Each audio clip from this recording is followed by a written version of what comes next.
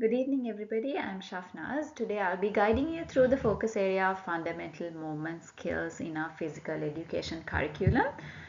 I'll be discussing about how it links to the curriculum, the benefits they offer, few research findings that are relevant to this, and finally, an example activity to give you a better understanding.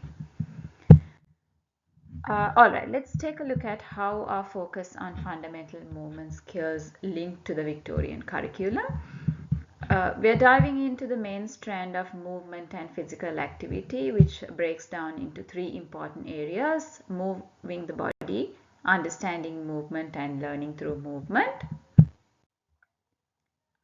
Under moving the body, our young learners will get hands-on experience in mastering fundamental movement skills across different settings. And now, in understanding movement, our kids will explore movement in a deeper way. They learn about effort, space, time, object, and people in movement sequences. Plus, they'll compare different movements with playing with balance and even experiment with various shapes. And lastly, in learning through movement, it is all about inclusion and working as a team. So here the children learn how to effectively work together with their classmates and feel everyone welcomed and involved. And fundamental movement skills include non-locomotor movements, uh, locomotor movements, and object control.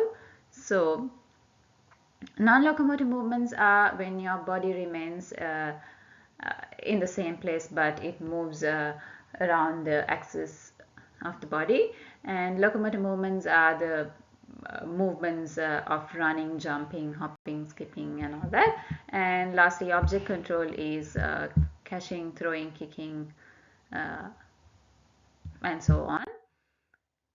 Expanding on what we have just discussed, let's talk about why fundamental movement skills are so important in our curriculum. So these skills are not just about moving, they are the foundation for our children engage in sports and activities, and they also shape their academic, social, and emotional aspects. And we use different teaching strategies to teach fundamental movement skills and different pedagogical models from an early year so they can gradually master these skills. And when we speak about these teaching strategies, there are various teaching strategies that different teachers use, but two of the main ones are high impact teaching strategies and the 5E model. So in high impact teaching strategies, it involves setting goals, structuring lessons, and teaching in different ways to meet your child's need. With the 5E model, we engage your child in activities, explain concepts clearly, and give them chances to practice and learn. And also we demonstrate these movements, and they're done in a step-by-step way. So we help kids who may find verbal instructions challenging, and this way every child can enjoy and succeed in a PE class. And I have picked three research studies conducted by experts in this field.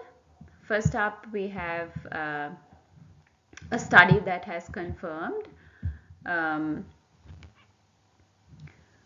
that teaching fundamental movement skills in early years can enhance their academic achievement. And secondly, we have a study that has confirmed that implementing assessments for fundamental movement skills may help to address areas which need improvement in children. And last but not least, we have a study that confirms how important it is to use various teaching strategies while teaching these skills so that students can master these skills in a better way. So to give you a better understanding on how fundamental movement skills are taught in a game. I have an example activity. This activity is called catch tag. So I'll explain briefly how we play this game. So first, some students wear color bands and hold bean bags. Rest will be spread out with foam balls. The students with bands try to tag their classmates by throwing bean bags at their legs. If they get hit, the student need to stop and then do a few throws and catches with their ball, depending on the tagger's color, to get back into the game.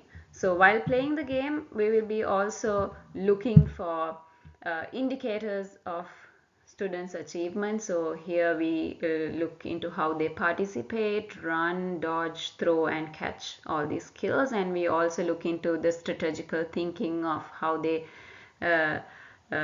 use this strategical thinking to not get tagged, and how they work as a team, the collaboration, resilience and all of that. It is important to set learning outcomes when we prepare an activity. So by playing such an activity, students will be able to develop important movement skills, to practice running, throwing, catching and all these skills, and also how they use their eyes and body to move, and to learn teamwork and strategy while avoiding being tagged. So we all know they are doing well if they are getting better at these skills and working well with others. And this activity fits into the curriculum, teaching them about games, problem solving, rules and teamwork. So now we hope today's session provided you with valuable insights into fundamental movement skills and how they contribute to your child's development. So thank you for joining me today and have a good evening.